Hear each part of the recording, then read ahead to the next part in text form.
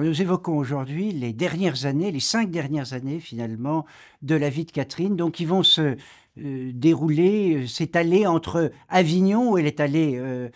rencontrer le pape pour lui demander de rejoindre Rome, et puis la ville de Rome qu'elle va rejoindre elle-même à la demande du pape pour vivre au plus près de lui. Hein. Grégoire XI souhaitait que la Sainte de Sienne, comme on l'appelait d'ailleurs déjà à l'époque souvent, fût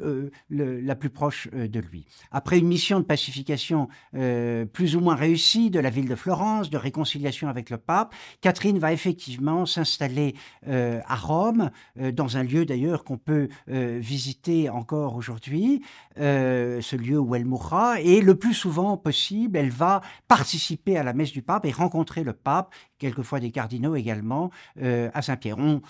Si on va à Rome, on peut voir en bas de la Via della Conciliazione une grande sculpture qui exprime, des années 60, qui exprime la présence de Catherine et de sa bella brigata, sa bella famiglia, qui va monter vers Saint-Pierre pour rencontrer le pape. Il y a eu d'ailleurs un très bel épisode qui était très cher au cœur de Paul VI, qui a proclamé Catherine de Sienne docteur de l'Église. Arrivant dans l'atrium de Saint-Pierre, du Saint-Pierre de l'époque, il y avait une fresque du Giotto, du Christ portant sur la barque de l'Église, sur des flots déchaînés, et Catherine s'effondre, on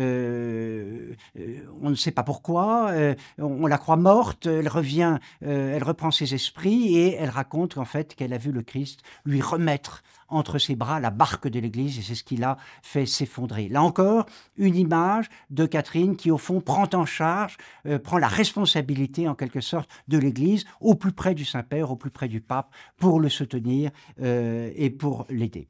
Elle va être auprès du pape Grégoire XI, et il va se produire un événement bien connu en 1378, c'est-à-dire que le pape Grégoire XI va mourir, le pape Urbain VI va être élu pour lui succéder. Il connaît bien Catherine, Catherine est auprès de lui, mais c'est le début du grand schisme d'Occident. Des cardinaux vont se révolter, vont élire un antipape, et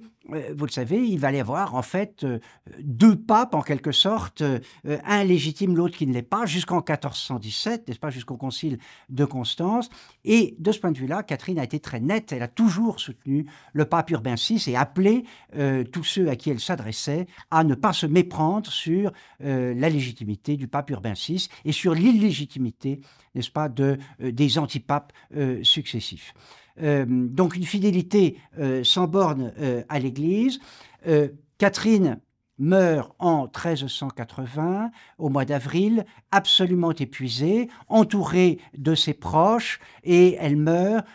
en disant, encore une fois, j'offre ma vie pour l'Église, le Seigneur m'avait promis que si je me convertissais, il réformerait l'Église, son épouse. Hélas, je ne l'ai pas fait, c'est pour ça que l'Église est toujours en aussi mauvais état. Parole un petit peu terrible pour nous-mêmes encore aujourd'hui, et cependant, enfin, qui exprime cet amour de Catherine pour l'Église, n'est-ce pas, jusqu'au bout, et le don qu'elle fait d'elle-même pour la beauté de l'Église et le service du Christ.